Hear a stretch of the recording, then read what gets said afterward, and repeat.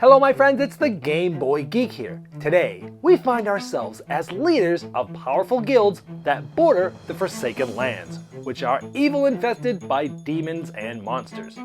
You'll be attempting to obtain prestige by defending the city while amassing influence and wealth.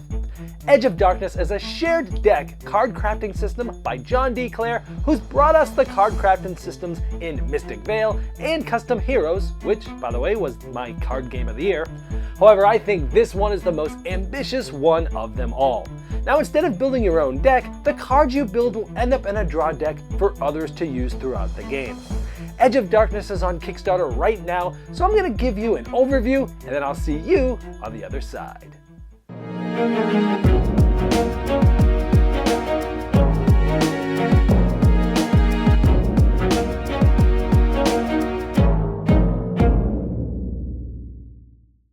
This is a Kickstarter preview, so all art and components you see are prototype only. You're going to want to check the Kickstarter page for all the final art and components. In Edge of Darkness, each player plays as a specific guild, and you're going to be trying to gain points by defending the city from the evils in the Darklands. The better you defend, the more points you get, but if your defense gets down here, then you'll be getting less points. You'll also be getting points by gaining reputation. You'll be doing that by buying reputation and other ways of getting those, and you'll be getting influence and using that to get yourself some better cards. You're going to be training agents, which will then be trained, and you'll be able to send out into the city to perform special abilities. And over the course of the game, this threat tower will show you the threats to the city and who will be attacking it. Now the game itself is played over a prologue and then over 8 rounds. In the prologue, you're drafting some advancements to build your cards up, and then the normal rounds start. Now the idea behind this card crafting system is the game comes with sleeves, and you'll start with certain types of cards, but then you'll be able to actually insert different advancements, otherwise known as upgrades, into here, and you'll be able to upgrade cards. Now the cool thing is you'll get to use these, but this game is a shared deck crafting game. So once these get crafted, it'll end up in a discard pile where then other players will be able to use them on their turns later. Thematically, by adding these advancements, it's giving your guild member connections throughout the city. For example, over at the Watchtower, this patrician was able to gain influence from the Watchtower lookout, which will gain them abilities throughout the game. In addition to the regular board, there's also some boards that you'll be placing different advancements, and these could possibly change a little bit per game. And each of these advancements has some artwork that goes along with it within a different board, and some different abilities that you can read there. However, if you don't have a table big enough to make this artwork look really nice altogether, you can actually place those advancements on the actual little boards themselves, removing that other board.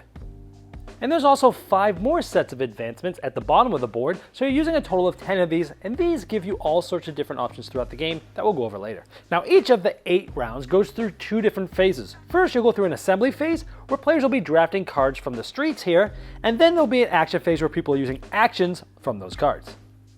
And so during that assembly phase, starting with the first player, they're going to take any cards that they have in their own guild hall. Now these get here when other players use them. You'll actually start with one in the beginning of the game, but after that, after you've used this, you might not have any cards here, or you might have some, and again, these get placed here when other players use cards of your alliance, then you'll get them here to be able to play them on this next turn. So you're going to take as many cards as you have here, and then you draft from the streets a certain amount of cards so that you have 3 total. So we took 1 from our guild hall, so we can get 2 more. So you can take the one from the right for free, or you can pay influence from your board for every one that you skip over. So say we skip over these 2, and let's say we want this one and this one, so we paid those, and we would take these as well. And once that's done, these actually slide down and new ones come out. By the way, if you want to pay enough, you can actually also get the one on top. And as other players assemble their hands from the streets, if they pull a card that has the influence on it, they take this and flip it over and put it on their board. This is now considered goodwill. Now all of these tokens are ending up being about 1/4 of a point per turn. At the end of the game, you'll need 4 of any of these tokens to be a point. And once you have your 3 cards in your quote-unquote hand, which just pretty much go in front of you, you'll take any of the cubes that are in your threat zone and place them on this. This is for a reminder as to whose cubes are going to be going to that threat tower. Now these cubes represent colors of other guilds. One of these could have been mine, purple, but these are randomly assigned at the beginning of the game, and we'll show you how you get some of these later. So we've put these here like that, and then for each of the cards that have this little cube on here, it has a 1 and a 1, so 2 of them, we'll draw cubes out of a bag. And from this bag, we'd randomly pull that many, in this case 2, and put them in our threat zone. These are the ones that are going to be added to the cards next round. Now once all players have finished this assembly phase, we go to the action phase. Starting with the first player, they'll first drop any cubes on their cards into the threat tower. And so that player would take those 2 cubes, they drop them in the threat tower, they'll come through and they'll come out, and it automatically separates it for you. These cubes are going to represent, again, those other players' guilds, and if a certain amount of cubes get into one of these 3 sections, and each of these sections corresponds with the evil one that is going to be attacking the city, if a certain amount of cubes get into any one of these, then an attack will happen immediately. And it depends on the amount of players. It's 8 cubes for 4 players, and it's less with less amount of players. Now, anytime during your action phase, you can take any one single advancement card for free and sleeve it into any of your cards in your hand. So I decided to sleeve the Patrician with the Mill Hollow Landowner.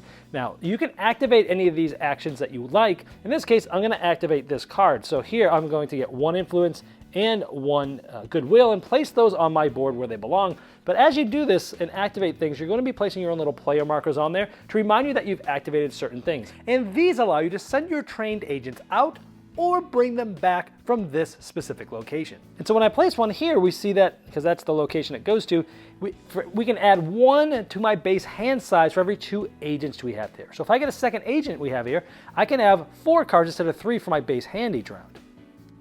Now these 2 give us battle strength, which is used when you hunt threats. We're going to go over that later. So if you don't want to use these, you can actually discard cards and get some benefits. Now when you discard a card, most of the time it's going to go to the discard spot on the board, even if it's your own allegiance. What that means is that as the draw pile gets exhausted and these cards get shuffled up, cards of my allegiance are going to be used by other players. Of course, they have to pay me to use them. We'll go over that later. But they always go to this discard pile unless this is of an allegiance of another player. In that case, it goes into their own guild hall, which they'll be able to use on their very next turn. So when other people use your cards, you're going to make money off it, and you're going to be able to use that card on the next turn.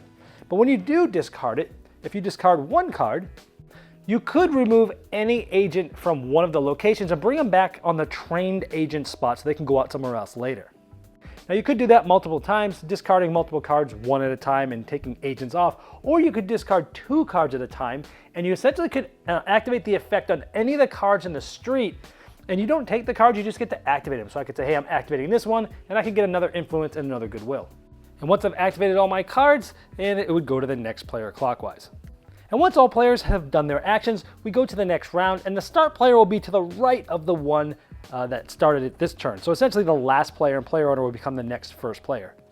Now we talked about other players using your allegiance cards. Let's say a player last turn had this card in their hand and they used it. Let's say they activated both of these. If they do that, I would get a coin from them for each of them that they activated. And when they discarded, it comes to my guild hall. So at the beginning of the next round, I get this, and then I get to get more cards for the city to have up to 3 by default. So even though it's good to very much build up your own cards and use your own cards, if other players get to use them, you get money most likely, and you're going to get the card right away on that next turn. So let's show you a little bit about resolving attacks. Now these are the cards that were on top of that threat tower. I just brought them down because these clear reflective sleeves are, it's hard to keep the glare off them. But so let's say when someone drops some cubes in there, there's at least 8 with 4 players. Whichever color has the most is the one that's attacked. And so this is the one that's attacking, and you have to be able to defend up to 3 damage in order to defend the city. Now there's different locations that can help you defend the city. For example, over at the City Watch, for each agent that you have here, it would reduce that attack by 1. Or at the Watchtower, for each agent that you bring back from this board onto your own board, it would give that threat a -3 from their attack. So let's say I brought that agent back from that Watchtower, which reduced this by 3. That means I have defended this successfully. Now, anytime you successfully defend the city, you always just get 1 reputation. It doesn't matter how strong they were or anything. If you defend it successfully, you always get just 1. If you didn't, you would come down 1 on this track. And again, it wouldn't matter how bad you had gotten beaten. You either successfully defend or you don't. If you don't, you always just come down 1 from where it was. And so as the game goes on, more and more times that you do not successfully defend the city, this will go down. At the end of the game, you're going to get a certain amount of points depending on how well you defended the city. But in this case, we did defend, so we got 1 reputation. However, let's say that there were the most black cubes when it triggered. The black cubes mean that all players are being hit. And so all of them, going clockwise, have to go through and battle this. After it's resolved, all these cubes come out. They essentially get put to the side until the bag's empty, where it will refill later from these ones put to the side. But this gets discarded as well, and a new one will come out from the bottom of the pile. Now, I haven't shown you this yet, but these are actually the back of the normal cards. This would have been a patrician, but it's not. And let's say someone built this powerful card over the course of the game, and this happened to have been at the bottom of the pile. Well, it comes in, and now it has 3, and this is one battle. So you need to have 3, 4, 5, 6, 7, 8. So in order to successfully defend this, you would have need to have reduced it by 8. Otherwise, you would not have successfully defended. So you continue going through that assembly phase and action phase through the 8 rounds. And at the end of the game, you're going to get points depending on where you are on the defense track. You're going to get a point for each of your trained agents. You're going to go through all of your alliance cards and count all of the slots that you filled. This would be worth 2 points. You do that for all the cards that have your alliance on them. And you also get 1 point for every 4 of the coins and the influence and goodwill, plus this reputation. So let's show you a little bit more about some of these advancement and locations. The Treasury Officer, you get at the City Treasury, and when they activate, they get you 3 coins. At the Forge, you have the Blacksmith that you can use. They get you 2 coins or a Battle Strength. Now, the Watchtower was the example we used when we previously defended. Now, the City Watch we talked about during the Defending the City example. The War Council. This allows you to essentially, when you play the War Council member as a card, you can place a trained agent here, or you can pay 2 influence and instead put 2 agents here. And on your turn, you may return 2 of these agents back to your trained agents section of your board and hunt threats. So let's say we brought those 2 back from the War Council, and now we get to hunt threats. And what that means is we can actively and aggressively try to hunt any or all of the threats that we can that are up on that threat tower. Again, these would normally be up on that threat tower. And let's say we still have 2 cards left here that we haven't yet used. And what I'll do is activate both of these. I'd activate this one and this one. Each of those is a battle strength of 1. And look at this. Both of these have a attack value of 2, and because I activated this for a total of 2 battle strength, I now can defeat either one of these. And when you defeat them, you get the reward below. This would be a reputation. If I was able to defeat this one, I get 2 reputation. And one threat is you can fight as many of these 3 as you could. So if you actually had 7 attack or battle strength, 3, 4, 5, 6, 7, you could actually wipe out all 3 of these. And if you had more than that, you'd actually bring out new ones and you could try to fight those as well. It's a great way to get points, but it does take quite a bit of planning to get your agents over at the War Council, bringing them back when you need them, and using different battle strength as it comes up. And if you successfully hunt a threat, you clear all the cubes in that associated section of the tower, so you might want to go hunt and kill a threat if it has a lot of cubes in there of yours to prevent it from attacking you. Now at the Guildmark University, you can get a University Professor, where when you activate it, you can place a trained agent here, which then uses the effect of that professor. You pay 1 coin less for each agent that you have there. And that's because it's an and or, you can pay 4 to train someone. That's talking about taking an agent from your untrained side of your board to your trained side of the board. And so as you start building this little engine up, you pay less every time you do that. So this is really good if you're trying to train, which is very thematic because this is the university. This farm town we already talked about in an earlier example. Now the Capitol Hall has the advisor to the Chancellor, and when you activate this, you can place up to 2 of your agents here that are trained, and then on your turn you can actually put 2 of these trained agents back onto your board and pay 5 coins and claim allegiance in your hand. That means you have a card in your hand, and you basically could put your own allegiance on there, and then that card is yours for the rest, or at least your allegiance for the rest of the game. Here at the Deep Hollow border town, this malicious chief allows you to place up to 3 agents here, or you can take 2 of them back to give you 3 battle strength. Now notice that this one actually has them in all 3 spots. Most of the advancements only have them in 2. Now regardless of which advancement you're taking in the game, when you take one, you can actually take whichever one you want. The top, the middle, the bottom, and that goes for all of the advancements. And at the Grand Library, you can activate the Grand Librarian once it's in your hand. And this librarian allows you to pay 4 for 2 points, or pay 10 for 4, or pay 15 for 6. It's a way of turning in money for points. Now each game you play with 10 different locations and advancements, but there'll be more included, and you'll want to check the Kickstarter page to see how many they get to. Well, there is Edge of Darkness, and as you can tell, wow, a new look into this card crafting system.